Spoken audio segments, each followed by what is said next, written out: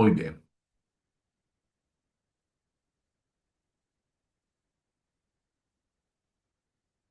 ya, perfecto. Necesito que me confirmen si tienen ustedes visibilidad de la presentación. Sí, Sí, dice, Perfecto, perfecto. Bien, gracias. Bien, en honor al tiempo, tenemos una larga jornada del día de hoy. Hay muchos temas que vamos a analizar, así que vamos a empezar puntual y esperemos que el resto de compañeros se unan sobre la marcha. Bien, vamos a continuar ahora ya entrando en materia de proyectos. Una vez que hemos evacuado varios temas que era necesario reenfocar su concepto y la visión que ustedes deben tener al momento de desarrollar proyectos empresariales. Bien, cada proyecto, como cada empresa, como cada persona, como cada familia, como cada sociedad, tiene un ciclo de vida. Recordemos que las empresas también son organismos vivos porque están conformados por personas, están dentro de una sociedad y los proyectos que vayan enfocados en evolucionar, en fortalecer o en muchos casos sostener las empresas, también tienen un ciclo de vida. Vamos a hacer aquí la analogía con las personas. El ciclo de vida del ser humano es nacer, crecer, reproducirse y morir. Y el ciclo de vida de una empresa tiene una curva parecida. Empieza, por supuesto, con la fundación de una empresa o de un proyecto. Y esta fundación tiene una característica muy importante, que es la creatividad. Al inicio de un proyecto se es muy creativo. Se intenta desarrollar varios productos, varias cosas, se prueba mucho con diferentes líneas, porque así es la fundación. Si hacemos la analogía con un niño pequeño es muy juguetón, explora mucho, tiene mucha creatividad. Es exactamente igual como una empresa. Pero llega un momento en donde esta empresa empieza a crecer, ya pasó la curva de la muerte que se llama, que son los primeros 3 años, empieza a haber un crecimiento y ya la empresa tiene que tener una diferenciación.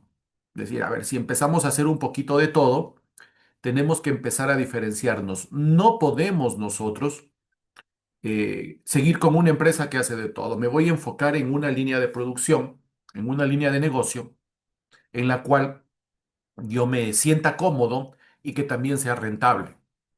Y para hacer eso, las empresas empiezan a necesitar planificación. Es como igual, vamos con el ser humano. Llega un momento donde el ser humano ya alcanza cierta edad, primero quiere ser bombero, quiere ser futbolista, luego quiere ser doctor, quiere ser veterinario, pero llega un momento en donde tiene que tomar una decisión. Lo mismo pasa con la empresa. Diferenciación. ¿A qué nos vamos a dedicar frente a la competencia? Se hace un proceso de planificación, se crea una estructura empresarial. Por eso es importante que llegado un momento las empresas tienen que crear una estructura organizacional. Las empresas familiares normalmente tienen una estructura blanda, débil, empírica, pero cuando van creciendo se ven obligados a crear una estructura empresarial. Luego pasan por un punto de inflexión. ¿Qué es punto de inflexión? ¿Alguien ha escuchado el punto de inflexión? ¿Qué es un punto de inflexión? donde gira, donde se dobla, al menos en una estructura. Donde deja de tener un signo para pasar a otro, deja de ser positivo para pasar a negativo, deja de crecer para decrecer. Ese punto se llama punto de inflexión. Y todos los proyectos y todas las personas y todas las sociedades tenemos un punto de inflexión. Lo importante es identificarlo dónde está. ¿Por qué? Porque el punto de inflexión, a partir del siguiente paso, empezamos a tener decrecimiento. Esto en economía se llama la ley de los rendimientos marginales decrecientes. ¿Qué es esto? Yo puedo poner más insumos y voy a tener más productos, pero si empiezo a ponerle muchos insumos, puede que el efecto sea al contrario. Les voy a poner un ejemplo. Nosotros compramos un camión que tenga para 40 quintales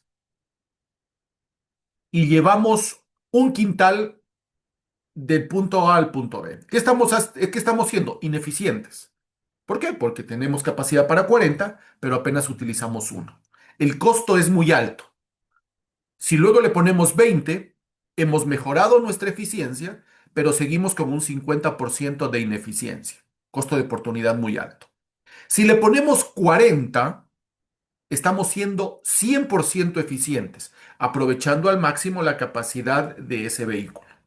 Pero empezamos a decir, ok, fui eficiente con 40, le voy a poner 50. En vez de, en vez de generar eficiencia con 50, empiezo a decrecer porque el vehículo empieza a sufrir, consume más combustible, genera daños en la suspensión, etcétera, etcétera, etcétera. Me demoro más en llegar. ¿Qué pasó? Generó una ineficiencia porque sobrepasamos el punto de inflexión. Lo mismo sucede en el ciclo de vida de los proyectos y de las empresas y también de las personas. En las empresas, cuando empieza a haber una burocracia muy alta, el término burocracia no es malo, la burocracia no es otra cosa que la cantidad de personas que están para atender una actividad, pero cuando empiezo a llenarme de burocracia, entonces empiezo a ser ineficiente. Otro punto en la curva de decrecimiento es que las empresas empiezan a tener miedo al cambio. El tener miedo al cambio no está mal. El problema es que las empresas empiezan a dudar. Les voy a poner un ejemplo. Cuando una persona termina su formación académica de tercer nivel, obtiene un título universitario y no tiene trabajo, no está casado, no tiene hijos, y de pronto vienen y le dicen, te ofrezco un trabajo en otra ciudad. Tiene que cambiarse de ciudad, cambiar su ritmo, cambiar sus actividades, cambiar su entorno, pero no se lo piensa mucho, porque tiene muy poco que perder. No tiene algo que lo retenga muy fuerte en este entorno. Y para esa persona es más fácil tomar el riesgo, atreverse al cambio. Cosa diferente es una persona que ya tiene mucho tiempo trabajando, tiene ya una trayectoria, tiene una antigüedad en su trabajo, tiene familia, tiene deudas, y si a esta persona le vienen y le dicen, te ofrezco exactamente lo mismo que la otra persona, se la piensa más. ¿Por qué? Porque tiene más que perder. Ese es el miedo al cambio. Y es normal tener miedo al cambio. Depende de cuánto dejo de perder, de cuánto pierdo. Recuerden el término, el costo de oportunidad. Las empresas que están naciendo tienen muy poco miedo al cambio porque tienen que ir probando cosas. Pero si es una empresa que tiene la obligación con 100 trabajadores, que ya hay un patrimonio de por medio, que hay créditos de por medio, que se han hecho inversiones a largo plazo, que hay una planta de producción, que hay todo obligaciones alrededor de la organización, se la piensa más al momento de dar un paso, porque tiene mucho más que perder. Ese es el miedo al cambio. Es normal, pero si no se da el paso, las empresas pueden morir. Y las que no toman la decisión empiezan la retirada y luego viene un proceso de fusión, de venta, de absorción, de liquidación, como quieran ustedes llamarle. Ese es el ciclo normal de una empresa. Entonces ustedes me van a decir, ¿significa que todas las empresas se van a morir? No. ¿Por qué? Porque el éxito está que los administradores de las empresas, quienes toman las decisiones, sus grupos directivos, se den cuenta de este punto de inflexión y desarrollen proyectos empresariales de evolución. ¿Cómo? Antes que eh, llegar al punto de inflexión, vuelvo a hacer otra curva. Es decir, vuelvo a generar creatividad, vuelvo a generar un proceso de diferenciación, eso se llama innovación, y empiezo con otra curva que me lleva a otro punto de inflexión. Y ese antes de llegar a ese punto de inflexión, nuevamente otra curva. Y si ustedes ven, si me siguen el cursor, en este caso, el crecimiento sería en gradas, gradas, gradas. Eso se llama crecimiento y desarrollo de las empresas. Es decir, rompo el ciclo de vida de una empresa. Evito que llegue a un punto de inflexión. Miren, esto lo hacen las grandes empresas con los productos. ¿Quién, quién vuelve obsoleto al iPhone 15? Ahora está el 17, creo. ¿Quién vuelve obsoleto al iPhone 16? ¿El Samsung? ¿El Huawei? ¿El Honor? ¿Quién vuelve obsoleto al iPhone 16?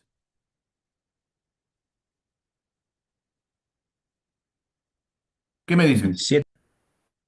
El iPhone 17. Es decir, las empresas tienen la capacidad, las empresas grandes, tienen la capacidad de volver obsoleto su propio producto. ¿Esto para qué es? Justamente para romper este ciclo de vida, evitar el punto de inflexión. Si una empresa tiene la capacidad de generar obsolescencia en sus propios productos, es una empresa que está haciendo bien las cosas.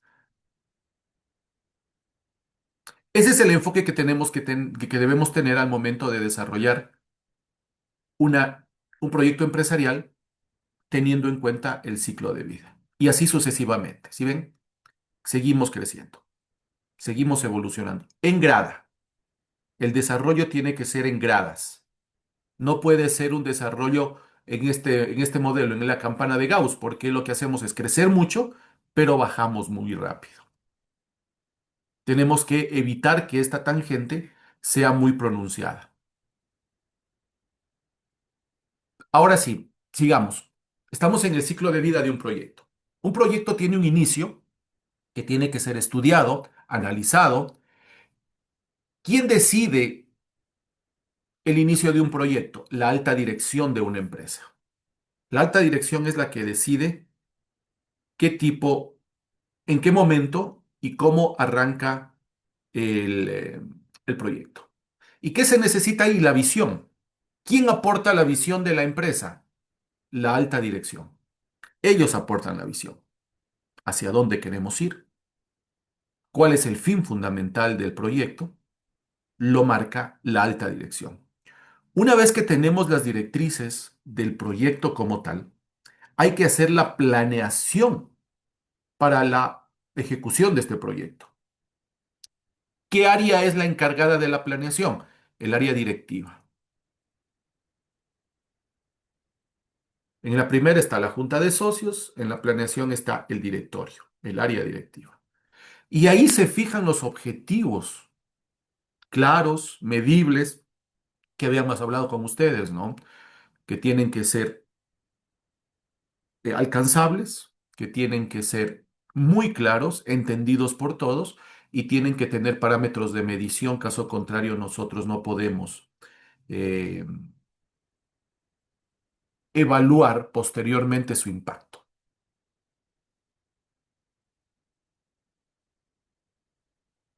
Si me están escuchando, a mí me sale un mensaje que tengo algo de problema con internet. ¿No nos está cortando?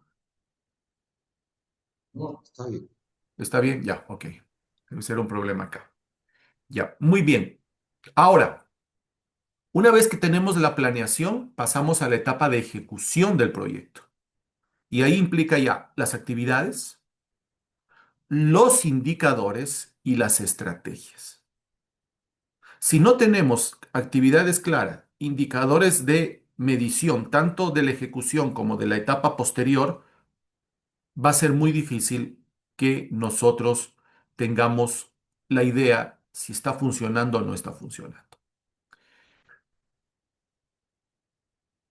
La ejecución obviamente tiene que tener un control que está encargado de áreas técnicas y de áreas ejecutivas, que son las que luego van a sistematizar todo para tomar decisiones. Fíjense que hoy día, por ejemplo, estamos discutiendo y el país está convulsionado por la eliminación del subsidio al diésel. Por qué estamos en este momento? Porque nunca hubo un proceso de evolución del subsidio, de medición del subsidio, de evaluación del subsidio. Hay que hacer procesos de evaluación. Es difícil. A veces nos hace estrellarnos con la realidad, pero hay que hacer procesos de evaluación. Por lo tanto, es necesario actuar en el momento de la ejecución. Tiene que haber un proceso de planeación. Hay que hacer las cosas, hay que verificar el cumplimiento y volver a actuar. Eso se llama proceso de mejora continua. Los proyectos tienen que tener la capacidad de criticarse, de evaluarse para hacer procesos de mejoramiento continuo. Y luego tiene que tener un cierre. Mucha gente a veces me preguntan y me dicen, "A ver, pero si el proyecto es tan bueno, ¿por qué tiene que cerrarse?" Los proyectos tienen que cerrarse. Los proyectos tienen inicio y tienen fin. Una vez que se cierra uno, tiene que empezar otro, pero hay que cerrar un proyecto. No es sano alargar el proyecto más allá de lo que está planificado.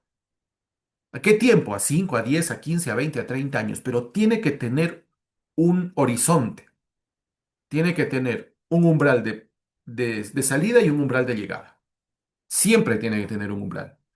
No pueden ser para siempre, porque las sociedades son cambiantes, pero claro, mientras dura, también hay que adaptarla a la realidad que va sucediendo en cada uno de los territorios. Fíjense lo que pasó en la época de pandemia, ¿no? Hasta antes de pandemia, las empresas planificábamos a 10, a 15, a 20 años. Y nadie planificó dentro de su estrategia, dentro de su plan estratégica, nadie puso, va a haber una pandemia que va a paralizar la economía del mundo. Hay que nuevamente repensarse también la temporalidad de los planes y de los proyectos. Vamos en la línea de tiempo. Primero, generar el inicio de un proyecto, la definición preliminar y la autorización formal. ¿Qué significa definición preliminar? La estructura inicial y el plan inicial del proyecto, que va a cambiar a lo largo del proyecto. Obviamente va a cambiar porque hay cosas que nosotros no sabemos que van a empezar a suceder y que tienen que modificarse. Y tiene que haber una autorización formal del arranque del proyecto. Segundo, tiene que ver la planificación, la definición detallada de cada una de las actividades. Ejecutamos, es decir, llevamos a cabo el plan de la gestión del proyecto empresarial. Controlamos, medimos, supervisamos el avance de los proyectos. Es importante la medición del proyecto. Y finalmente hacemos el cierre del proyecto, que eso no es otra cosa que formalizar la aceptación de los resultados del proyecto como tal. Vamos a ver las etapas de un proyecto empresarial. ¿Sí? Primero, la idea. Yo tengo la idea del proyecto, que es la parte inicial, pero en la idea del proyecto tengo que tener en cuenta cosas que ya hemos visto con ustedes. ¿Cuál es la necesidad? Y no confundiendo la necesidad con demanda, ¿cierto? La necesidad no es tener un teléfono celular, la necesidad es comunicarse. Una vez que nosotros tenemos claro la necesidad, podemos proceder a hacer un diagnóstico. ¿Qué es el diagnóstico? No es otra cosa que mediante herramientas evaluar el real estado del entorno y de la necesidad que yo quiero solventar. Ese es el diagnóstico. Y hay herramientas que las veremos posteriormente. Y luego viene la problemática. No confundimos nosotros. Fíjese que lo que vimos las semanas anteriores empieza a tener relación y coherencia con lo que estamos hablando. Una vez que tengo eso, desarrollo el problema, sin confundir problema con necesidad, ni problema con falta de algo. Cuando yo tengo claro el problema, escribo el plan y el proyecto, con los objetivos, con las metas, con cada uno de los parámetros. Superada la etapa de la idea, superada la etapa de la idea, pasamos a la etapa de preinversión. ¿Qué es la preinversión? Las etapas previas a invertir en el proyecto. ¿Qué hay que hacer? Un perfil de proyecto. Escribir en un resumen lo que yo quiero hacer. Y hago el análisis de prefactibilidad, es decir, la etapa previa a determinar si es viable o no es viable realizar el proyecto. Se suele confundir la palabra prefactibilidad y factibilidad solo con la parte financiera, y eso es un error. Un proyecto de factibilidad no implica solo que sea viable financieramente, ya vamos a ver más adelante. También tiene que ser viable legalmente, socialmente, ambientalmente. Siempre que yo hago esta pregunta, sobre todo a mis alumnos de pregrado, cuando les pregunto de prefactibilidad, todo el mundo dice la parte financiera. Es apenas uno de los parámetros de evaluación. Pero una vez que yo evalúo la parte de prefactibilidad, que ya la vamos a analizar en las siguientes láminas, también analizo ya la factibilidad, es decir, ahí me convenzo de que realmente sí es viable hacer el proyecto. Cuando eso lo tengo claro, paso a la parte de inversión, donde ya hago los estudios definitivos, genero los expedientes técnicos de cada uno de los estudios y quien tenga que tomar la decisión autoriza la ejecución del proyecto comprometiendo diferentes tipos de recursos, técnicos, financieros, legales, estructurales de la organización. Superada la tercera etapa, viene la cuarta, que es la etapa de operación. En la operación ya significa hacer las cosas, utilizar los recursos. Luego viene una etapa de mantenimiento, es decir, voy generando un proceso de procurar que en el tiempo ese proyecto se sostenga. Y hay uno que se llama la evaluación ex post. ¿Qué significa? Evaluar postproyecto. Y eso muchas veces no se hace. No se hace la evaluación ex post. Y eso es un grave error. ¿Por qué? Porque dice, el momento en que acaba el proyecto yo me voy. ¿Y qué pasa si luego alguien o la misma empresa quiere hacer otro proyecto? No tiene un parámetro de medición de impacto. Por eso es importante la evaluación ex post. La evaluación ex post está desde el momento en que se acaba normalmente hasta unos 5 años después. Es como una auditoría posterior al proyecto, pero la evaluación ex post es necesario realizarla. Pero como les digo nuevamente, muy pocas entidades, organizaciones, tanto públicas como privadas, realizan evaluaciones ex post. ¿Qué tipo de estudios se realizan dentro de un proyecto? Miren, va a depender del proyecto, pero normalmente tenemos que hacer este tipo de estudios. Primero, un estudio demográfico. ¿Qué es la demografía? La demografía es la ciencia que estudia la relación entre la naturaleza y el ser humano, el comportamiento que tiene el ser humano en un entorno. Esa es la parte demográfica. Como les decía en las primeras clases, un ser humano que vive en la costa del Ecuador, con clima caliente, tiene un comportamiento individual y colectivo diferente a una persona que vive a 4.000 metros de altura, en un clima frío y en otras características. Tienen características diferentes, tienen costumbres diferentes. No es lo mismo el comportamiento de una persona que vive en ciudad a una persona que vive en la ruralidad. No es lo mismo el comportamiento de una persona que vive en una ciudad grande a una persona que vive en una ciudad pequeña. No es lo mismo el comportamiento de una familia cuyos miembros tienen un nivel de educación alto frente a alguien que no lo tiene. No es lo mismo el comportamiento de una población que tiene un poder adquisitivo bajo con una sociedad que tiene un poder adquisitivo alto. Hay demasiadas variables que yo tengo que estratificar, es decir, segmentar el pastel para poder determinar cuál es el comportamiento demográfico o de cuál es la parte de la demografía y tengo que estudiarla necesariamente. Por eso son importantes los estudios demográficos. Muchos proyectos interesantes se caen por no estudiar el entorno, porque no todo aplica en todo, ¿no? Miren que hay un proyecto muy interesante que ustedes deberían estudiar, lo que es el proyecto que está haciendo el grupo El Rosado, los dueños de mi comisariato, con los famosos tutti. ¿Ya han oído hablar de los tutti? Son pequeños micromercados con un modelo de negocio diferente que tienen mucha acogida, sobre todo en las ciudades de la costa, donde fue un boom. Se dan una idea, la cadena de supermercados más grandes del país es la cadena La Favorita, que facturan alrededor del año pasado, facturaron alrededor de 2.800 millones de dólares. Y que le sigue es el Grupo El Rosado, que facturaba algo así como 700 millones de dólares, una diferencia brutal. Pero con el proyecto de los Tutti, en 2 años pasó a facturar más de 1.600 millones de dólares, porque fue enfocado a un segmento masivo, de baja utilidad, un porcentaje mínimo de utilidad, pero de alto volumen.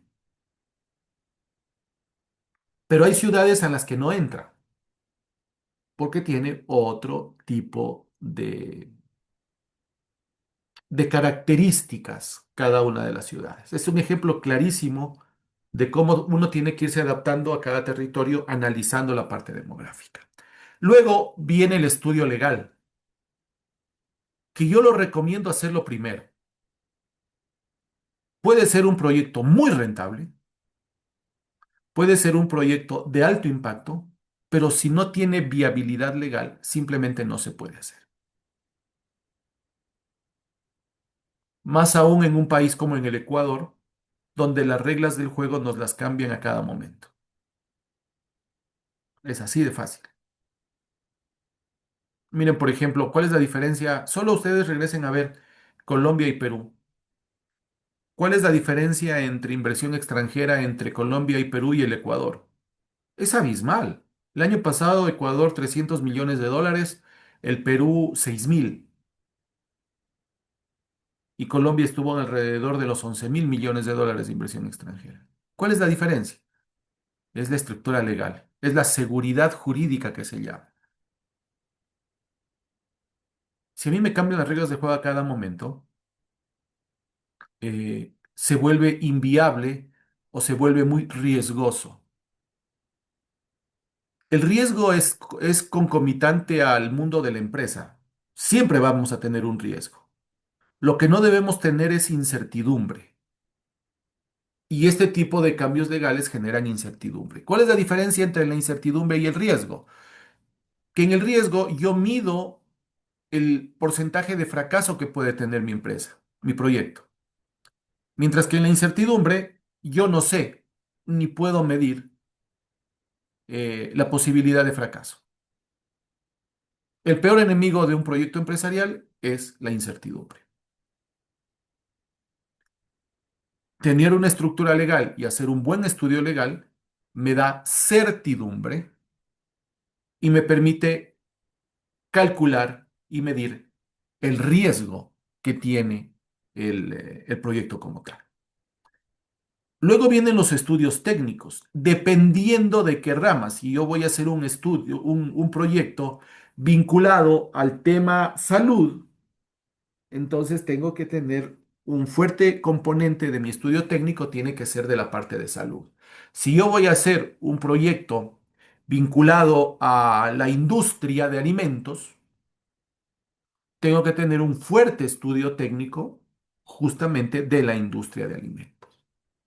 Si lo mío es el transporte y la movilidad, entonces mi estudio técnico más importante está enfocado a la movilidad. Aquí depende mucho de las características de cada uno de los proyectos que se tienen, pero todos tienen que realizarse. Luego viene la parte financiera, ya veremos en la siguiente lámina con más profundidad la parte financiera. Esta sí es transversal. Siempre es necesario el estudio financiero, porque el estudio financiero no solo dice si es viable o no es viable y cuánto vamos a ganar.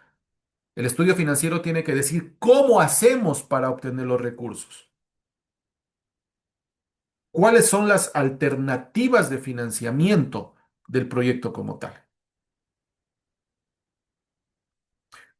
¿Cómo va a ser el retorno financiero? ¿En qué momento se va a generar? Miren que los proyectos industriales son de retorno más lento que un proyecto comercial. Al final terminaremos viendo, les adelanto algo, terminaremos viendo eh, el modelo de Porter, el modelo de las cinco fuerzas de Porter, las barreras de entrada y las barreras de salida. La diferencia entre el comercio y la industria es que el comercio puede moverse con menos complicación que la industria. Si no me va bien en una actividad comercial, migro a otra actividad comercial y no pasa mucho. Mientras que en un proceso industrial, prácticamente yo me ato con una industria. Si yo hago una planta de producción para hacer helados y digo sobre la marcha ya no quiero hacer helados, ahora quiero hacer cuadernos, me es muy difícil cambiar porque no puedo adaptar mi infraestructura y mi equipamiento a otra línea de producción. Eso es una barrera de salida. Además, el porcentaje de utilidad neta, el rendimiento sobre la inversión, el ROI, de una industria está entre el 7 y el 13% en el mejor de los casos. Mientras que en un proceso comercial, esa utilidad, dependiendo del negocio, puede llegar hasta el 40%. Ambas son buenas, sí, ambas generan empleo, pero la industria tiene más largo aliento y su inversión se recupera mucho más tarde. Es por ello que para cada actividad es necesario medir los análisis financieros. Y ustedes tienen que ser expertos en medición de análisis financieros. Análisis de sensibilidad, análisis de riesgo, análisis de utilidad. eh, Saber leer un estado financiero es muy importante. Yo me he encontrado con administradores que no saben leer los estados financieros. Es como que un médico no sepa leer los exámenes que le manda hacer a su paciente. Hay que leer los estados financieros. Hay que aprender a leer los estados financieros. Esa es la salud de la empresa como tal. Luego vienen los estudios organizacionales dentro del proceso de la organización como tal. Hoy día está todo el clima laboral, el ambiente laboral. Ustedes entiendo que están viendo también la parte de talento humano. Los estudios organizacionales son tan importantes que pueden ser la diferencia entre fracasar y no fracasar.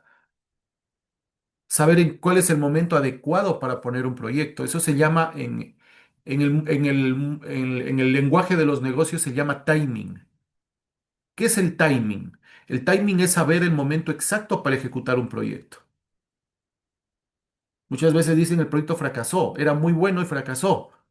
Y luego lo volvieron a hacer unos 2 años después y funcionó. ¿Cuál fue la diferencia? El timing. No era momento para hacerlo. Hay que saber estudiar el momento adecuado. Y eso implica un análisis organizacional, no solo hacia adentro, sino también hacia afuera. Por supuesto, también los estudios ambientales hoy día son parte del requisito. Hace muchos años era un plus. Fíjense que yo tengo una empresa que está dedicada a la producción de aceites esenciales y hace 13 años que empezamos con el proyecto, nos daban premios internacionales porque lo hacíamos con una producción orgánica y nos pagaban un plus, es decir, por ser un producto orgánico, nos daban un precio superior y eso era interesante para la empresa. Cambió tanto que hoy día no solo es que no nos pagan el plus, sino que es un requisito. Si no hacemos producción orgánica, no vendemos en ese mercado. Entonces la parte ambiental se ha ido modificando a tal punto que antes se premiaba a aquellos que tenían la idea de ser amigables ambientalmente y hoy es una obligación el ser ambientalmente amigables. Si nosotros buscamos tener eh, acceso a mercados diferenciados, tener mayor rentabilidad y poder producir a largo plazo, tenemos que acatar toda la normativa ambiental que hay hoy en día, las normas de calidad, las normas de certificación.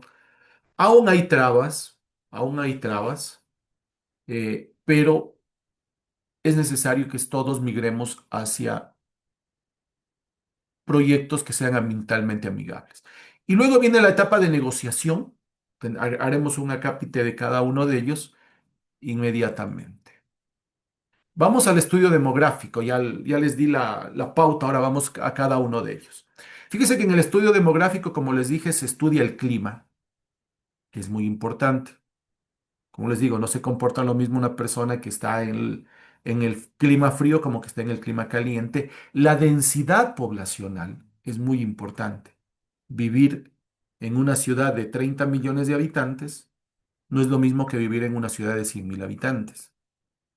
La densidad poblacional indica cuáles son mis características y mis comportamientos. Vienen también las NBI. ¿Sí tienen claro lo que son las NBI? ¿Alguien sabe? Las NBI son las necesidades, son las siglas de necesidades básicas insatisfechas. Cuando hacemos un estudio demográfico público o privado, nosotros tenemos que determinar la, el porcentaje de NBI, de necesidades básicas insatisfechas de la población. Si queremos llegar con un proyecto de un producto suntuario a una población que no ha logrado satisfacer sus necesidades de agua potable, de alcantarillado, de educación, de acceso a salud, nosotros no vamos a poder vender un producto ahí, porque ellos están en la escala, en la grada de más baja de la escala de necesidades de Maslow. Es por ello que hay que calcular el NBI de las organizaciones. Por ejemplo, en un proyecto financiero, parte de las necesidades básicas insatisfechas está el acceso a un crédito oportuno y adecuado. Tenemos que llegar a entender eso. Las NBI son muy importantes. Y el otro es el idioma, los temas idiomáticos. Recuerden que persona o grupo de personas que no entiende un proyecto no se compromete con el mismo. Y por lo tanto, que lo que tenemos que hacer es hablarles en un lenguaje que ellos entiendan. Esto sucede mucho, yo pongo ahí siempre para acordarme, con las escuelas de ventas. Las ventas, todos estamos de acuerdo que las ventas son el motor y son la gasolina que mueve el motor de la empresa. Si no hay ventas, no hay empresa, no es viable. Pero las escuelas de ventas tienen que ser en base a las características de cada territorio. Si soy una empresa nacional, mi escuela de ventas tiene que estar enfocada a la realidad y la idiosincrasia de la gente de la costa, de la sierra y la del oriente. No vendemos de la misma manera. Si nosotros vendemos en la sierra como en la costa, van a creer que somos agresivos en las ventas. Si vendemos en la sierra como en la sierra, en la costa, no vamos a tener ventas porque pasamos desapercibidos. Hay que aprender a generar eso. Y lo otro es el lenguaje.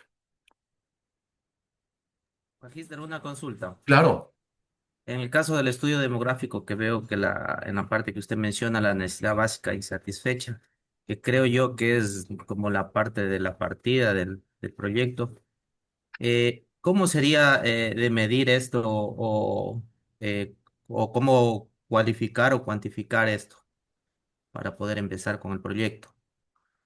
tienen que ir a fuentes de información secundaria. Ventajosamente existe muchísimo.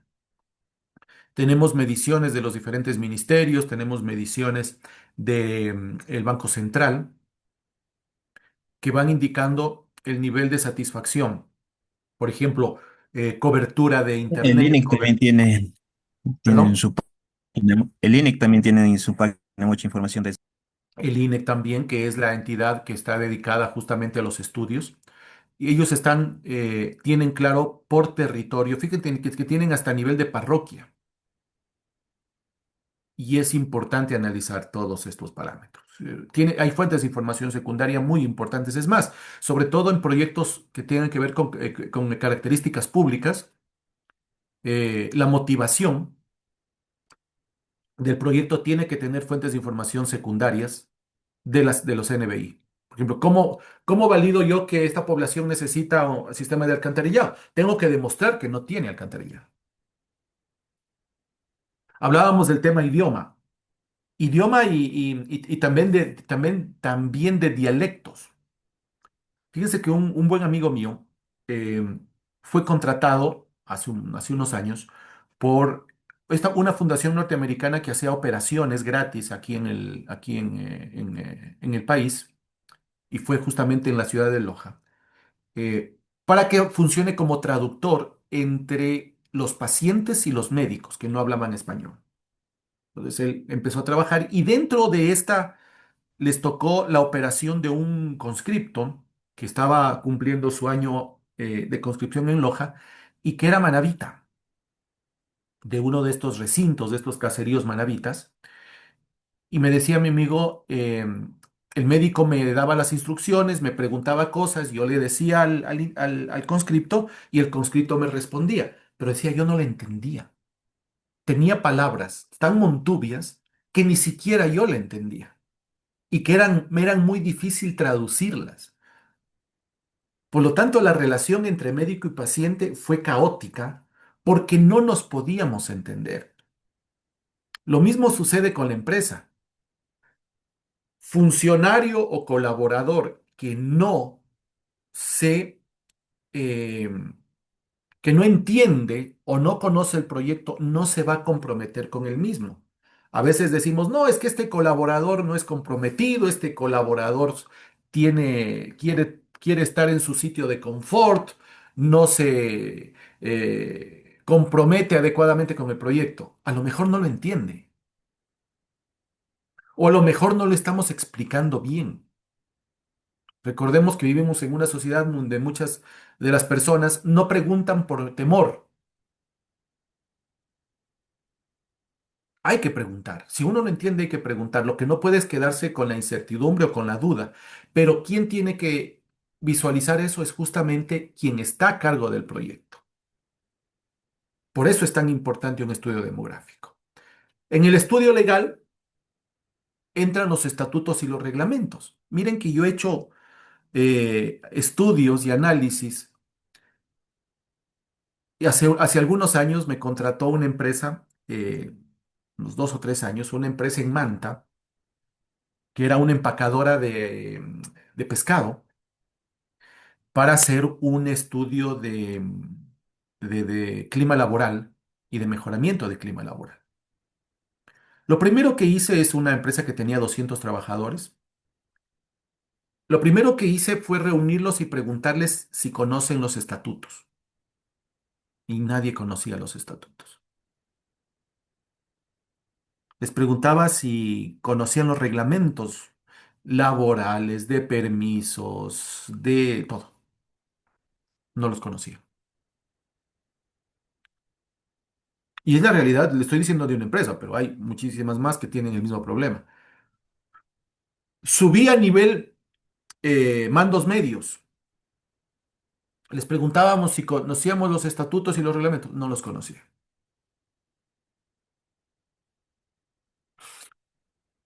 Fuimos a la junta de socios. Algunos recordaban que los aprobaban, pero tampoco los conocían al detalle. Tenemos que conocerlo. Yo no puedo ponerme a jugar un deporte donde no conozco las reglas. Lo primero que hay que hacer es aprender las reglas del juego. Dentro del estudio legal, lo primero que hay que hacer es verificar los estatutos. Y nos ha pasado un montón. Me acuerdo eh, una empresa en la que yo era gerente hace algunos años. La junta de socios aprobó que hagamos un proceso de internacionalización, que abramos una tienda fuera del país.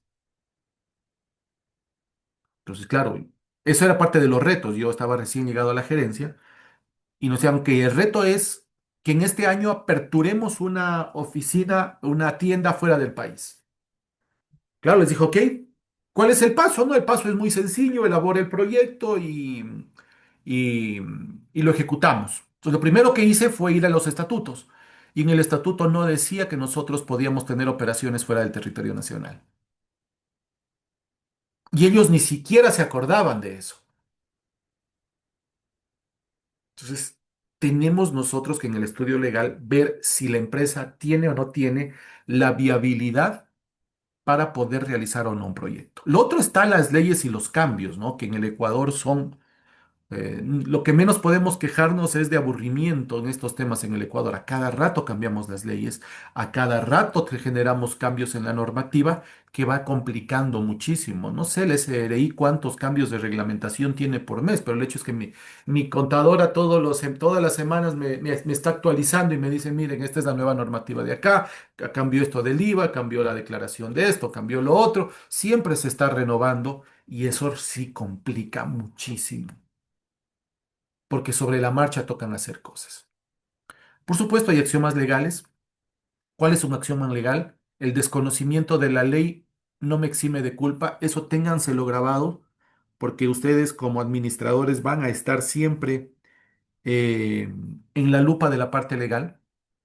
Que yo desconozca algo no significa que no soy culpable. Por lo tanto, tengo que conocerlo. Otro axioma legal es la ley de prelación. ¿Qué es esto? Si yo hago un reglamento, ese reglamento no puede ir en contra del estatuto, porque el estatuto es un ente superior. Y el estatuto no puede ir en contra de la ley, que es superior. Y la ley no puede ir en contra de la constitución, que es superior. Es decir, si yo pongo un reglamento que es anticonstitucional, no me blinda, me complica. Todos los proyectos que tenemos nosotros que realizar deben tener esta consideración. Por eso es muy importante tener asesoría legal siempre cerca de los tomadores de decisiones. Lo mismo sucede con la ley de compañías. Este es un ejercicio muy bonito, las juntas de socios, por ejemplo. En las juntas generales de socios, uno tiene que conocer la ley de compañías y la ley de juntas generales y el reglamento de juntas generales de socios. Si hay un socio que dice, ¿saben qué? Creo que les dije a ustedes, no me acuerdo. ¿Saben qué? Este año no vamos a repartir utilidades y no queremos. Viene un accionista minorista y le dice, no, señor, el 233 de la ley dice que cuando eso sucede y yo pido, ustedes me tienen que dar el 50% de las utilidades. Abajo el proyecto de reinversión, si no sabemos el tema de la ley. Y así como otras cosas, ¿no? Y lo otro también es lo público versus lo privado. Nosotros a veces satanizamos lo uno con lo otro.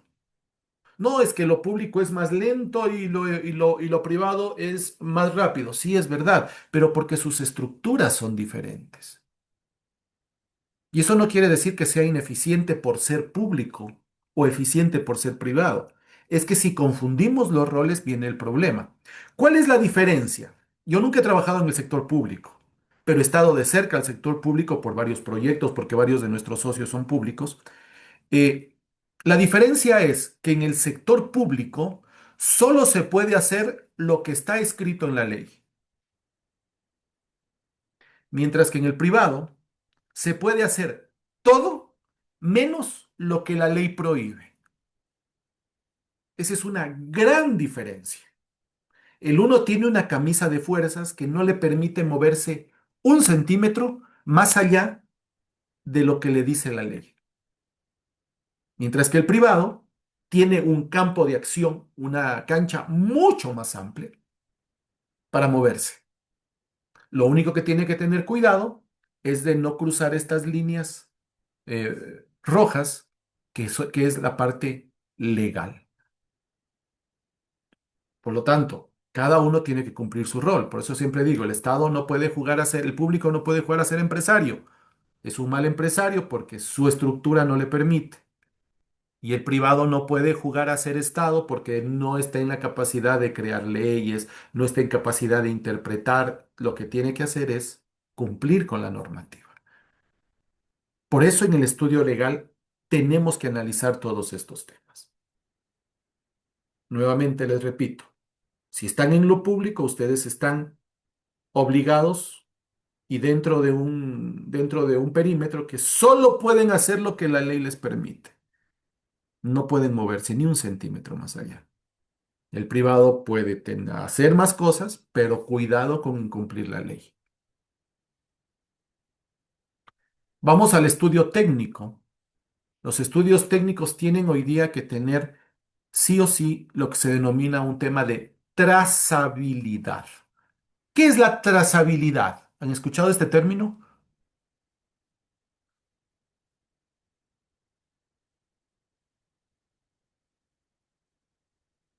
¿Qué es la trazabilidad?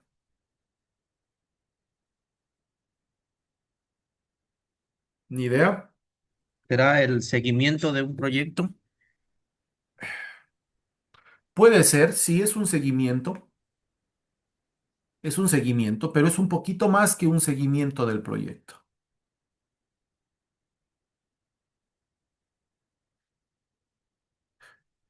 La trazabilidad es tener conocimiento de cada una de las actividades que me llevan a tener un producto o proyecto. Por ejemplo, la trazabilidad en una industria de lácteos. El litro de leche que sale en que el cartón y que tiene este código de barras, tengo que saber de qué finca viene, de qué vaca viene,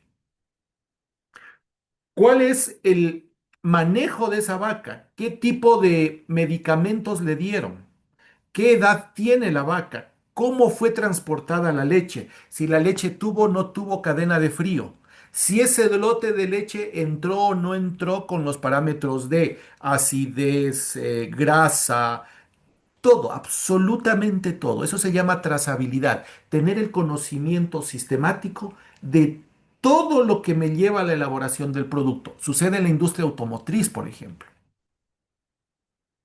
Este vehículo que sale de la fábrica, que tiene este número de chasis, digitando el número de chasis, yo sé dónde se lo ensambló, de dónde vino la parte, la autoparte, y si hay una falla en en algún componente, saber en cuántos vehículos, de dónde es la fábrica que vino y en qué lugar fueron vendidos.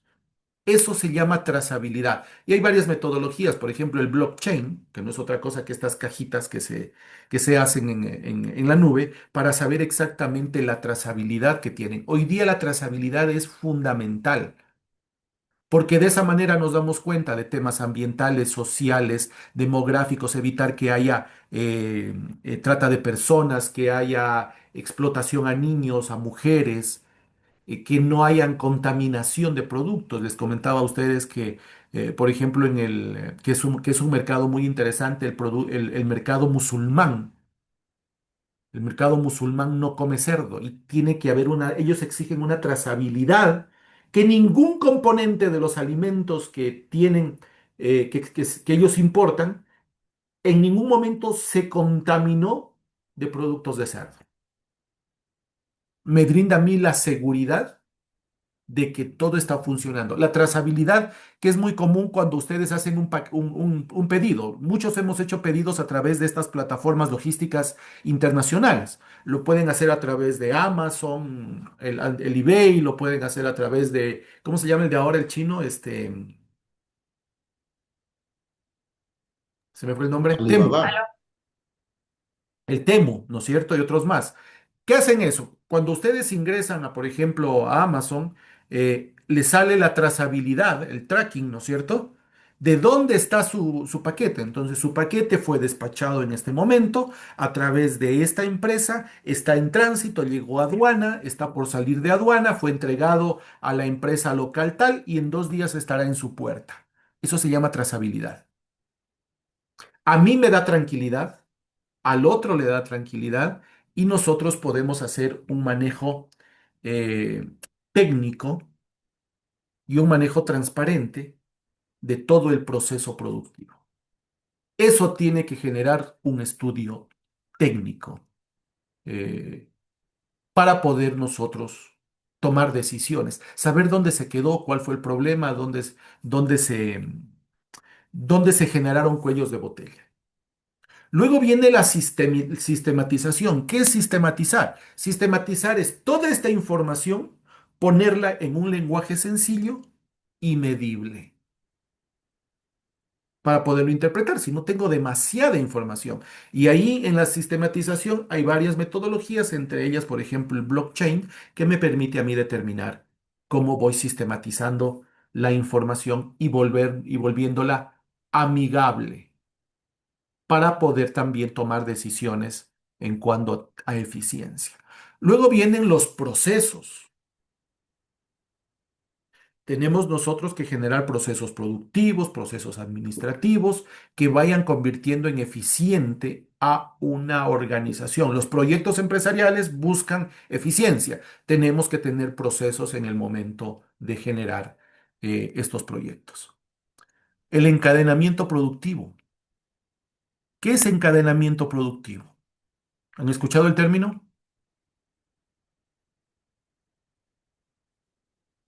¿Alguien?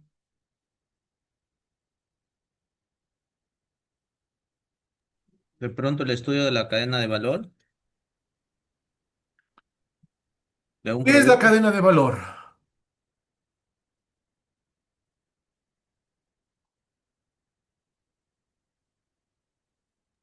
El inicio y el fin de un producto.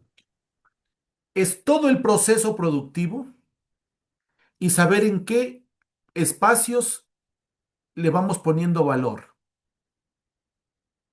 Esa es la cadena de valor, que empieza desde que yo compro el insumo hasta postventa. Yo puedo irle generando valor. La siguiente clase vamos a ver el concepto de valor agregado. Yo le voy a añadir, o de valor añadido, yo le voy añadiendo valor a mi producto en cada una de las etapas productivas. Eso se llama cadena de valor. Encadenamiento productivo es unir a los diferentes actores o empresas que están relacionadas con mi negocio para ser más eficiente. Les voy a poner un ejemplo.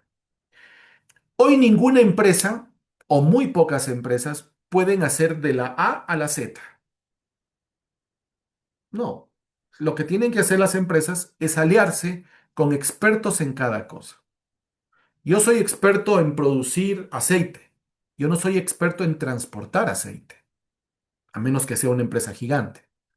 Me tengo que aliar con alguien experto en transportar aceite. Yo no soy experto en hacer empaque. Me tengo que unir y encadenar con alguien experto en empaque, que sea el mejor haciendo empaques. Yo no soy experto en fumigar una plantación. Me uno con una empresa experta en fumigar. Es decir, voy generando un encadenamiento productivo. Fíjense que, y les voy a poner un ejemplo, esto sucedió y generó un cambio conceptual en las empresas en la pandemia. Las empresas grandes, sobre todo de cadenas de comercialización, los supermercados, empezaron a tener problemas con sus pequeños proveedores. Uno entraba en pandemia, ¿se acuerdan que cuando estábamos en pandemia eh, nos vestíamos como astronautas y hacíamos colas enormes desde las 6 de la mañana para entrar a los supermercados? Y cuando entrábamos al supermercado veíamos que había escaseado productos, entre ellos los productos perecibles, verduras, frutas, hortalizas. ¿Por qué había muy poco de eso? Porque se rompió la cadena de abastecimiento. Los pequeños productores ya no podían entregarle el producto a las cadenas de supermercados. Se rompió el encadenamiento productivo. La pandemia generó una crisis de liquidez. Ese fue el concepto. ¿Qué significa crisis de liquidez? No significa que el dinero se fugó del país. Significa que el dinero dejó de moverse. Y cuando no se mueve el dinero, da una sensación y percepción de deterioro de la economía. En economía hay un concepto que se llama velocidad de circulación del dinero. ¿Cuántas veces un dólar se mueve por mes en la economía? Mientras más veces se mueve, más sensación de bienestar genera. La pandemia frenó a raya todo, dejó de moverse ese dólar en la economía y por lo tanto hubo la percepción de eh, baja de la calidad de vida y por supuesto de iliquidez. Empezamos a no tener dinero en nuestras manos. La iliquidez te puede llevar a a la insolvencia y a la quiebra. Eso le pasó a los pequeños productores eh, agrícolas del país. ¿Quiénes se vieron afectados directamente? Las cadenas de supermercados, porque no tenían sus proveedores para poder abastecer a los mercados. ¿Qué hicieron? Fíjense, como un proyecto de este estudio técnico llevó a crear fondos de inversión y fondos de garantía. Las empresas les dijeron, no te preocupes, necesitas dinero, yo te voy a prestar el dinero para que tú produzcas y me entregues y de acuerdo a eso me vas pagando. Otros más pequeños dijeron, no tengo el músculo como para prestarte dinero, pero sí te puedo dar un fondo de garantía. Es decir, poner un dinero en el banco tal y decirles, mire banco, yo voy a poner $1 millón en una póliza y esta va a ser la garantía del crédito que me le va a dar a estos 50 pequeños productores que me entregan el producto. Al el banco no tener riesgo sobre el crédito, la tasa de interés se reduce, le beneficia al productor que está sacando el crédito y le beneficia a la empresa porque tiene el producto para poder atender sus mercados. O sea, todos ganan. ¿Cómo se llama eso? Encadenamiento productivo. Por eso los estudios técnicos tienen que ir enfocados a los encadenamientos productivos. Un profesor mío decía, no tienen que saberlo todo. Las empresas no deben hacerlo todo. Las empresas deben tener el teléfono de los que saben. Únanse con expertos en cada área, con Hay empresas grandes que han decidido ellos mismos ampliarse y hoy día tienen su propia flota de vehículos, tienen su propia estructura financiera, pero son muy pocas y muy grandes. Los demás no tenemos esa capacidad y tenemos que generar procesos de encadenamiento productivo. Y por supuesto, el estudio técnico tiene que desarrollarme la posibilidad de hacer nuevos productos. Les voy a adelantar el concepto, pero lo veremos la siguiente clase. Hablamos de nuevos productos. ¿Por qué no hablo de innovación? Porque la innovación es posterior a los nuevos productos.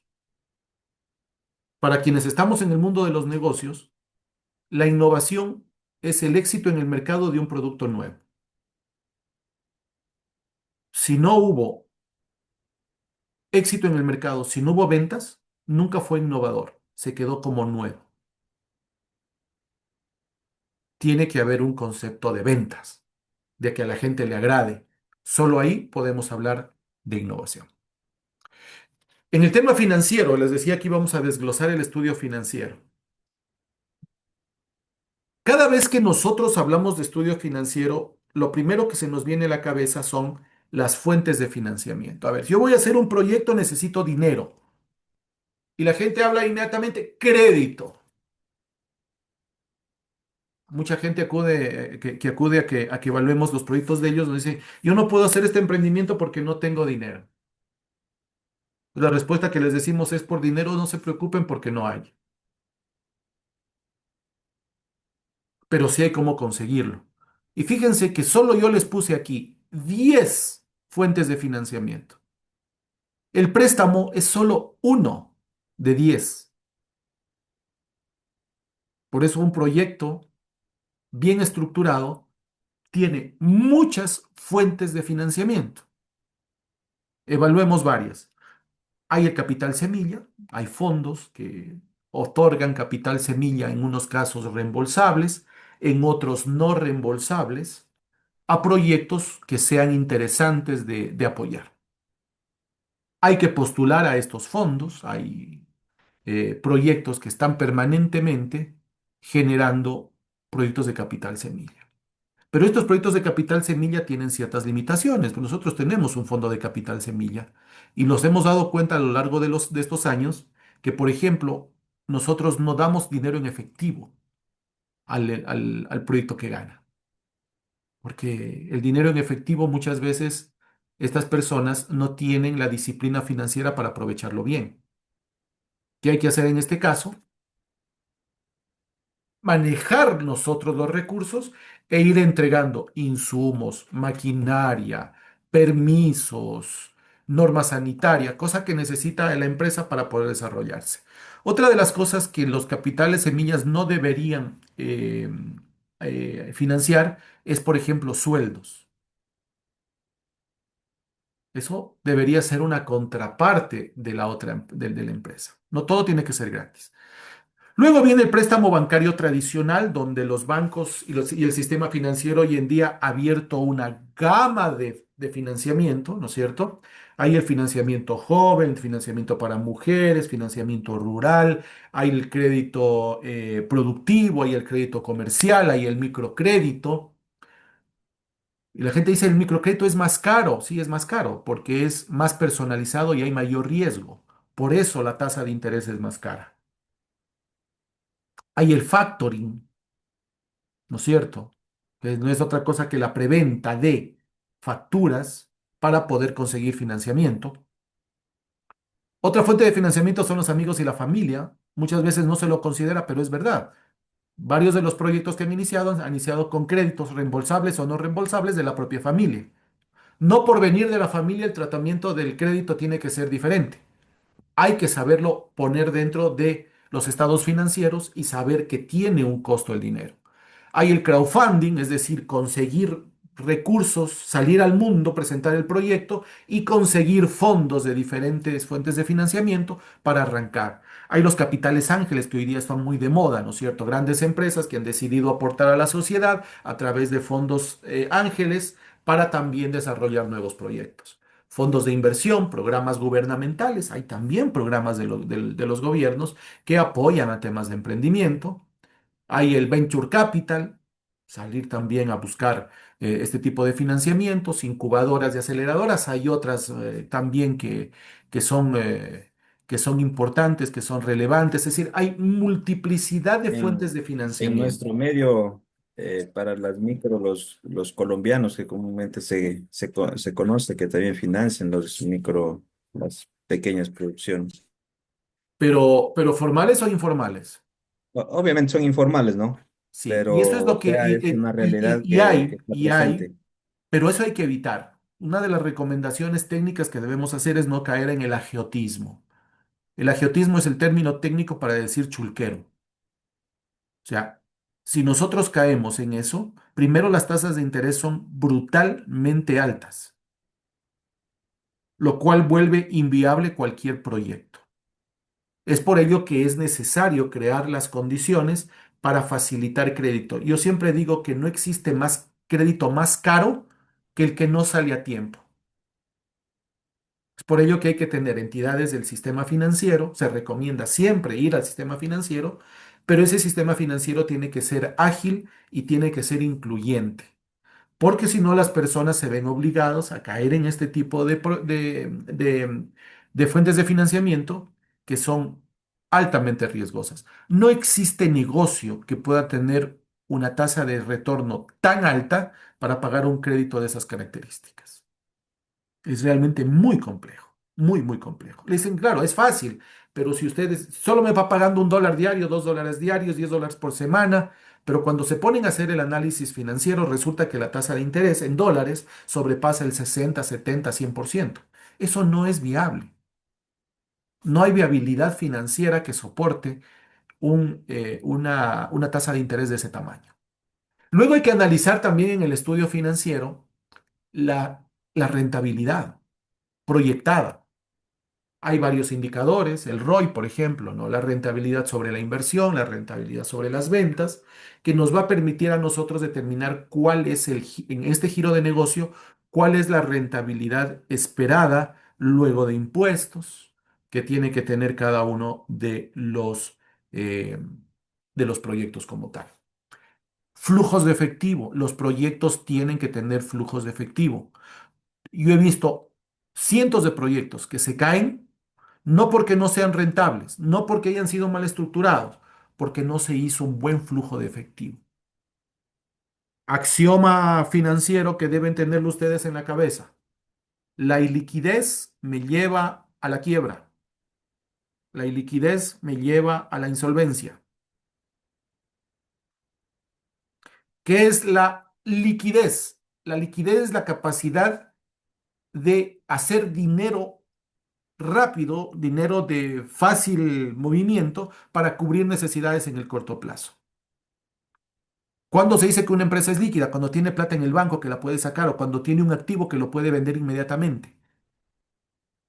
Y una empresa es ilíquida cuando no tiene el dinero inmediatamente para responder ante una necesidad o una deuda en el corto plazo. Esa iliquidez me lleva a la insolvencia y a la quiebra, porque no tengo la capacidad de responder a mis obligaciones. Los flujos de efectivo de los proyectos tienen que estar claros. Al año cero no voy a tener retorno financiero. Por lo tanto, tengo que tener un colchón, un colchón de recursos financieros que me permite cubrir las necesidades en ese año cero. A partir del año uno me va a empezar a entrar recursos de la venta de los productos. Entonces, yo tengo que irme haciendo este flujo para equilibrar. Si no equilibro los flujos efectivos, quebramos.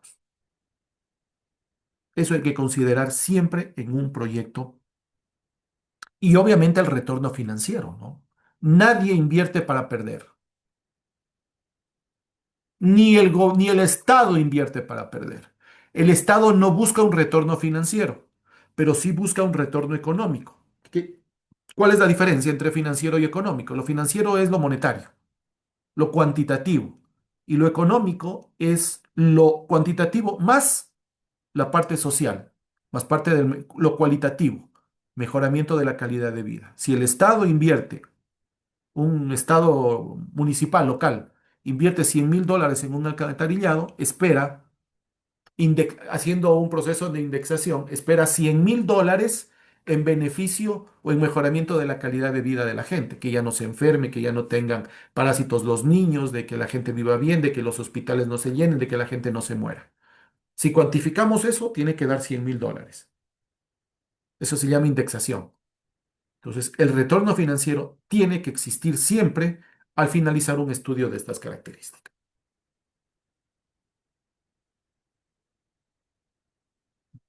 Hay que hacer estudios organizacionales, hoy día son muy importantes, ya les había explicado, estudios de liderazgo dentro de la empresa. No siempre el jefe es el líder. Quién lidera la empresa es importante conocer.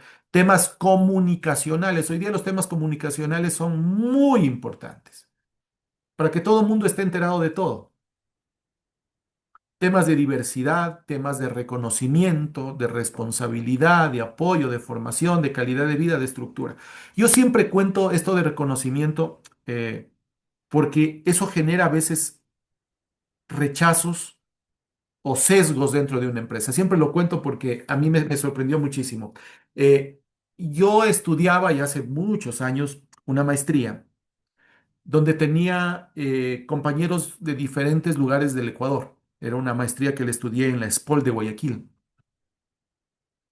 Y en una de las clases que hablábamos justamente de temas de reconocimiento, el profesor nos hizo una pregunta a todos y nos decía, eh, ¿cuál creen ustedes que va a ser, que sería el mejor premio que su empresa les puede hacer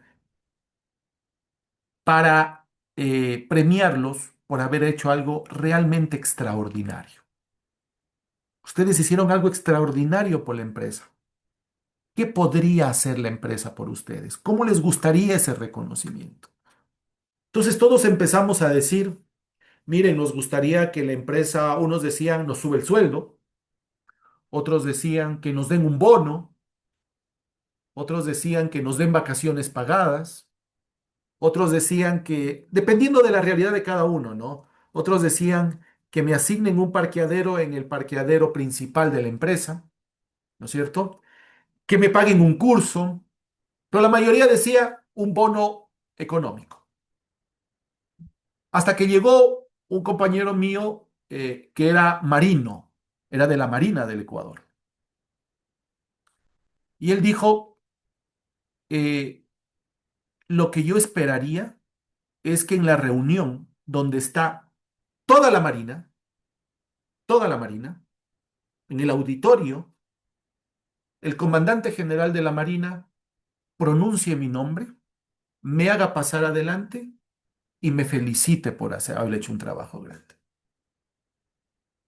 Claro, todos nos sentimos como el perro, ¿no? Dijimos, somos materialistas, pero la realidad de cada uno es diferente. Por lo tanto, el reconocimiento que debemos dar en este estudio organizacional o la forma de reconocer tiene que ser en base a la realidad de cada uno de ellos. Él no quería que le suban el sueldo. Si le subían el sueldo pasaba por desapercibido o si le daban un bono. Él quería otro tipo de reconocimiento. Si ustedes van a la teoría del talento humano, dice claramente que la peor manera de premiar a alguien es subirle el sueldo, es darle un bono económico. Primero, porque hay otro tipo de reconocimientos. Y segundo, porque se malacostumbra a la persona. Porque cada vez que haga algo va a querer que le den un bono. Y cuando ya no tengan ustedes los recursos para hacerlo, él va a sentir que la empresa no es grata con él.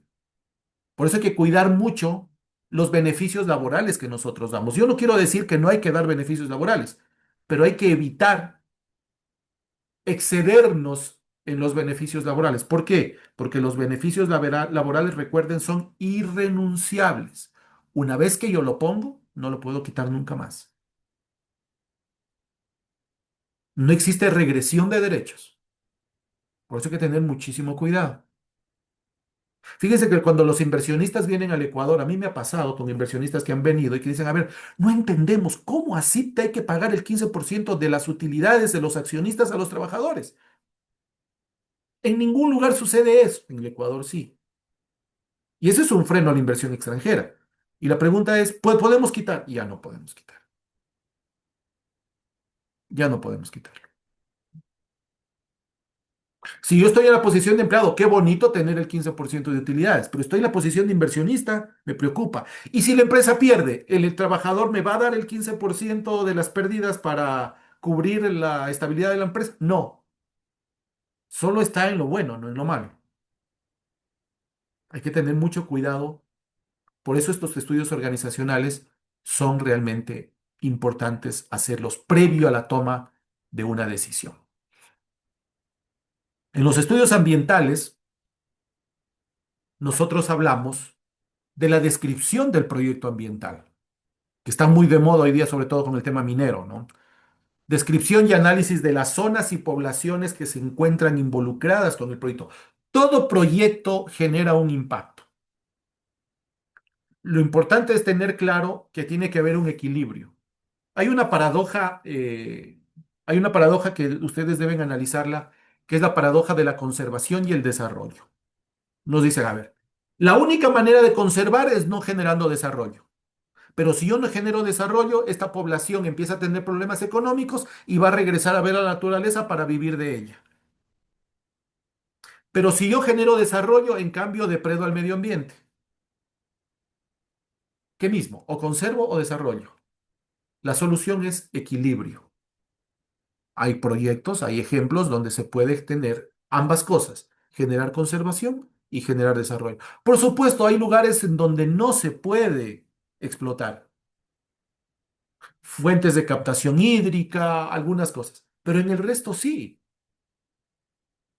Yo no soy un defensor a ultranza de la minería, pero hace unos 3 años estuve en un congreso de minería en Quito y una conferencia la daba un experto canadiense que son muy buenos en temas de minería y él decía, la no minería no existe,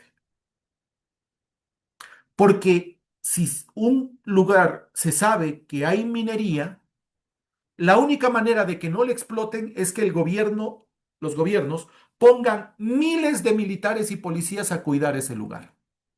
¿Y eso se puede hacer? ¿El costo que representa eso es viable? No, no es viable para ningún estado del mundo. Por lo tanto, solo existen dos formas. La no minería no existe. Existe la minería formal y la minería informal. Ustedes decidan. Claro, porque lo otro es, en esta montaña de aquí sabemos que hay oro, pero no la podemos topar. ¿Cuál es la única manera? Militaricen durante toda la vida esa montaña, porque si no se les van a meter los informales y los ilegales. Y eso sí no tienen estándares. Fíjense la disyuntiva de la toma de decisiones que tienen que hacer.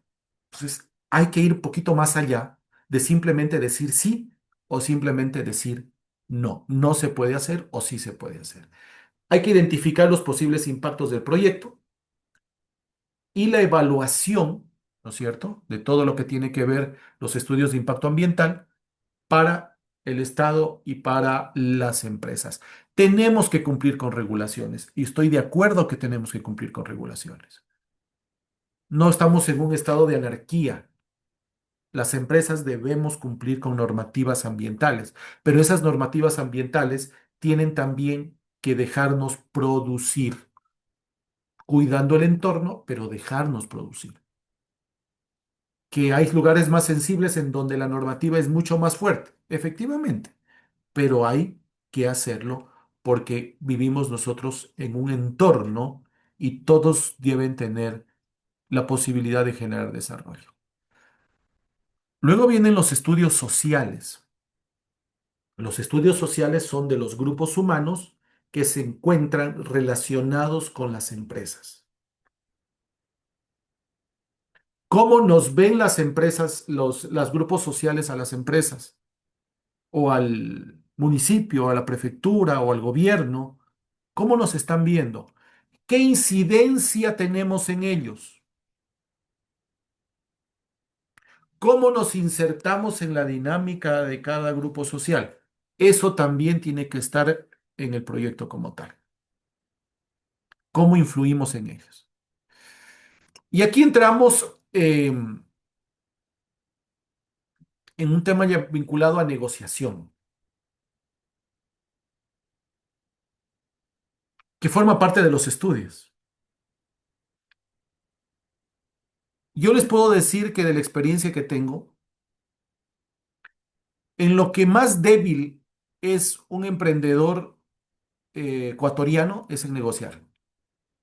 Bueno, realmente son tres debilidades.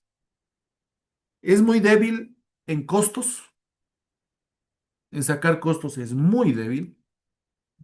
La contabilidad de costos es una materia pendiente. Lo otro es en temas de formalidad de la empresa, cómo hacer un directorio, cómo generar una estructura, cómo llevar una junta, cómo hacer actas de reuniones, cómo llevar todo eso. Somos muy débiles como sociedad. Y el otro es la capacidad de negociación. Se es muy débil en el Ecuador y eso es uno de los asuntos en los que ustedes tienen que trabajar muy fuerte, es en la capacidad de negociar. ¿Qué es la negociación? La negociación no es otra cosa que un proceso en el que dos o más partes, cada uno con sus intereses, llegan a un acuerdo. El A está en el punto extremo y el B en el punto extremo. Ambos tienen una posición diferente. Negociar es llegar a un punto de acuerdo común. ¿Cuál es ese punto?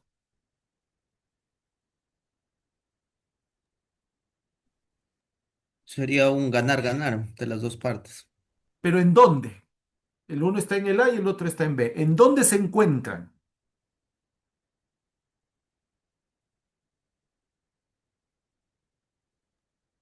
En el punto medio.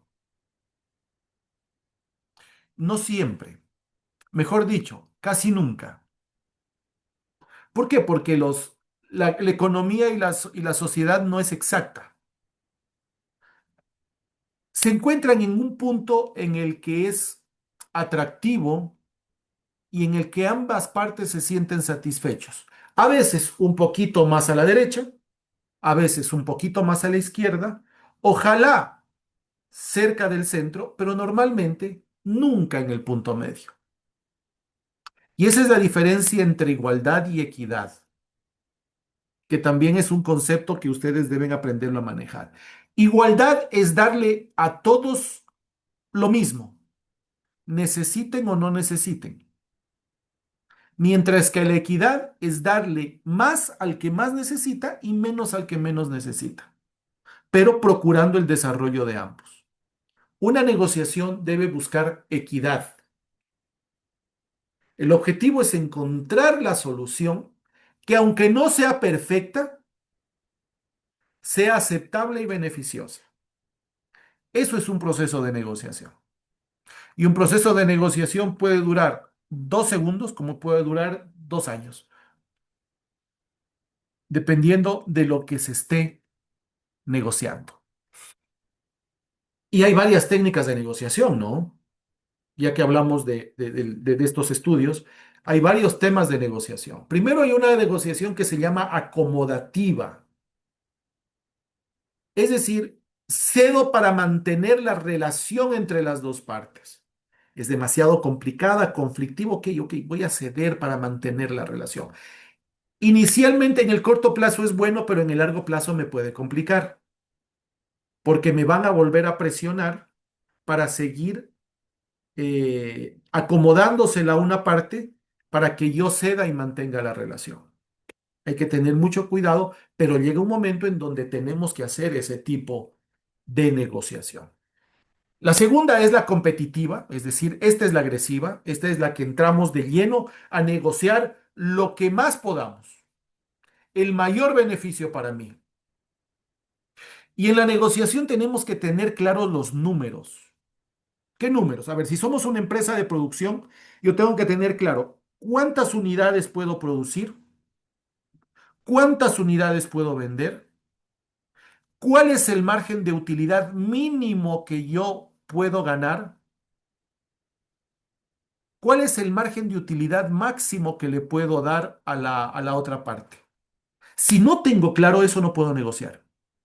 Si viene y me dice, ¿sabe qué? Yo quiero el 40%. Chuta, no puedo el 40, yo puedo el 35%. No, yo quiero el 40 o nada. Entonces dice, a ver, y hacen los números. Si produzco 1.000 unidades, no puedo dar el 40, pero si usted me compra 10.000 unidades, le puedo dar el 40, porque hice un análisis de costos. En negociación, la clave es tener información. Si yo no tengo información, no puedo negociar.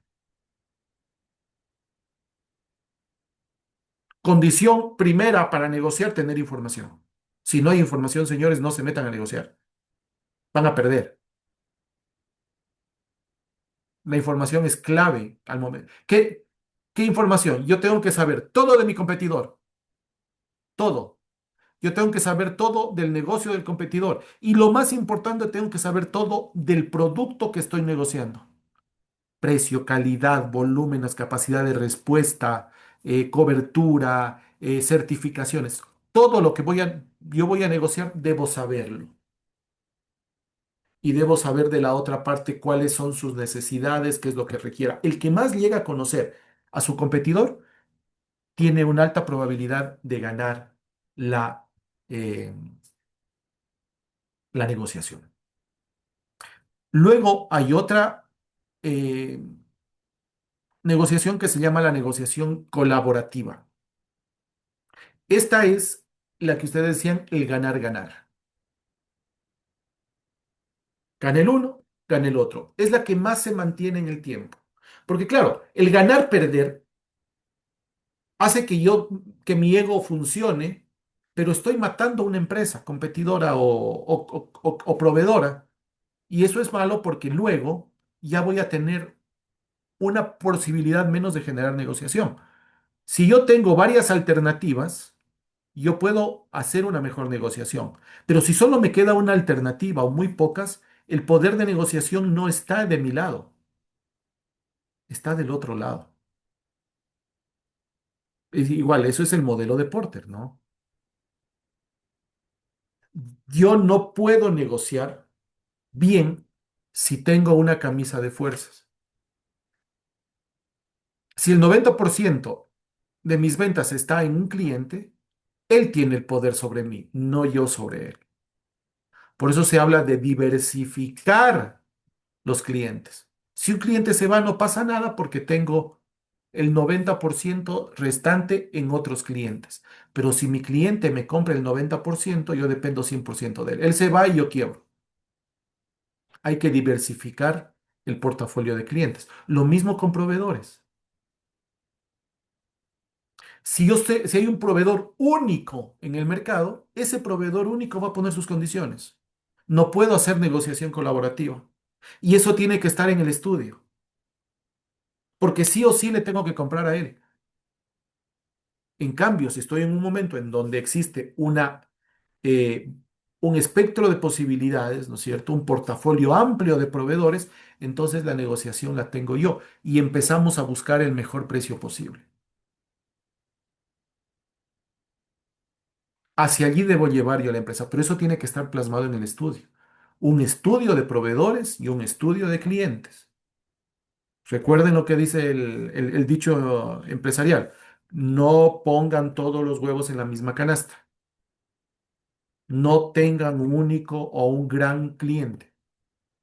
Diversifiquen su portafolio de clientes, diversifiquen su portafolio de proveedores y diversifiquen su portafolio de productos.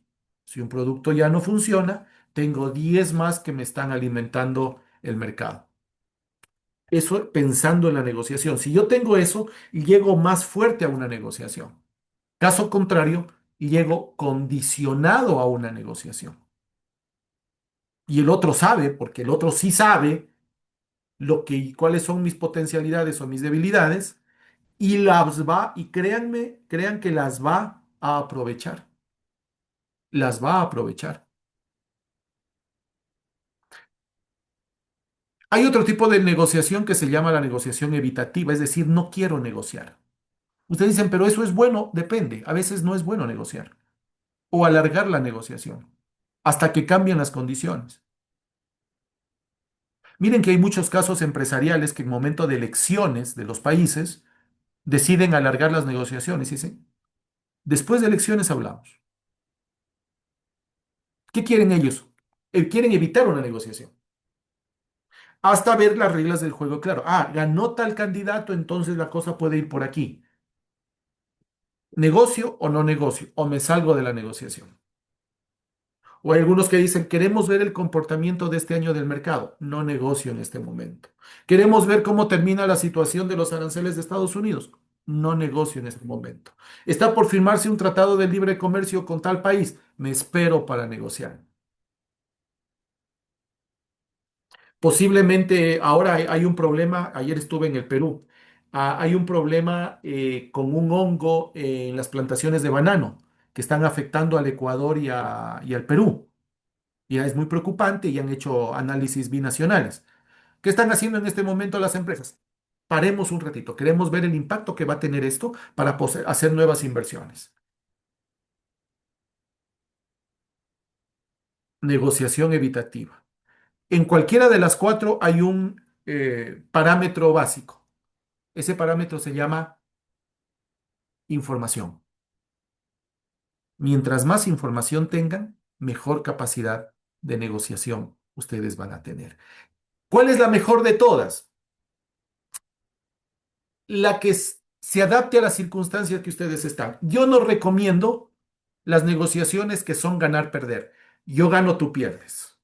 Eso funciona en el corto plazo, pero no en el largo plazo. Nadie va a querer negociar con ustedes. O sea, yo no me meto ahí porque yo salgo ahí desplumado de esa negociación. Han quebrado, esa empresa ha quebrado empresas pequeñas. No quieren negociar con ustedes. Esa no funciona. Yo recomiendo la ganar-ganar, porque genera una relación a largo plazo,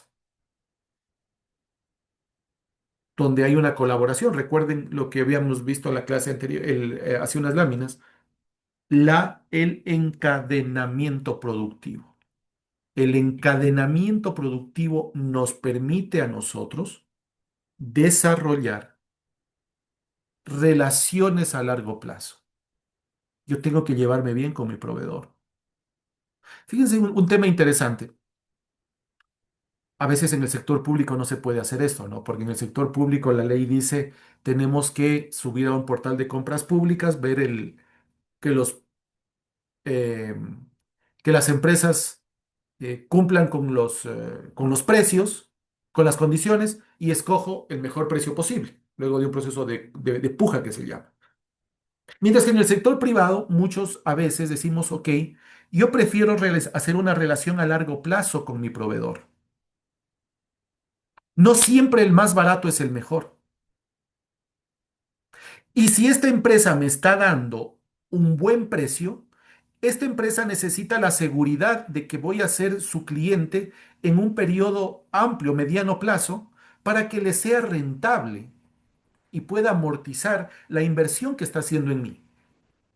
Y ahí se generan relaciones a mediano plazo y a largo plazo con proveedores, bajo parámetros de calidad y de eficiencia, tampoco se van a cargar, pero hay que tener proveedores recurrentes. Eso nos pasa a muchos que dicen, ok, vamos a firmarte contigo bajo estas condiciones a 3, 4 o 5 años que te dé tiempo de recuperar tu inversión también, porque estás haciendo un esfuerzo para entregarme un producto de calidad y a buen precio. No siempre en la negociación se busca lo más barato. En una negociación se debe buscar lo mejor y lo mejor en varios aspectos. En atención, en cobertura, en tiempos. Las empresas que exportamos sabemos que tenemos tiempos adecuados. Si yo demoro la producción de un lote para consolidar la carga en el contenedor que se va a puerto, yo pierdo ese cupo. Y quién sabe cuándo vuelvo a tener el cupo de la consolidación del contenedor. Y para tener a tiempo, yo tengo que tener proveedores que me cumplan a tiempo. Si no tengo proveedores que me cumplen a tiempo, toda la cadena de valor de la que hablábamos se va rompiendo y yo incumplo al final. Y ahí viene el costo de oportunidad.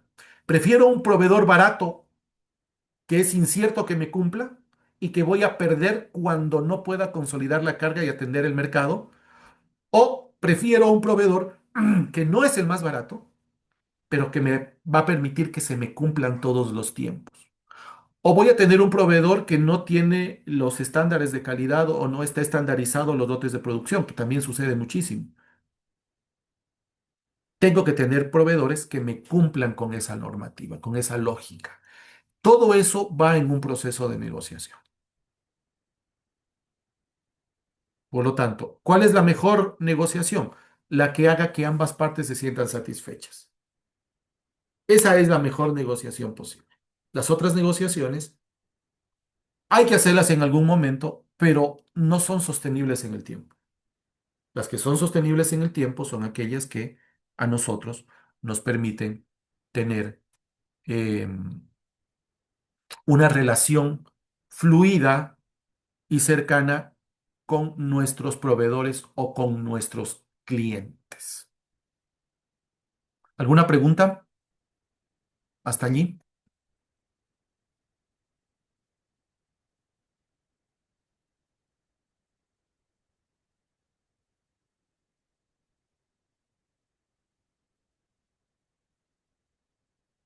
¿Alguna pregunta?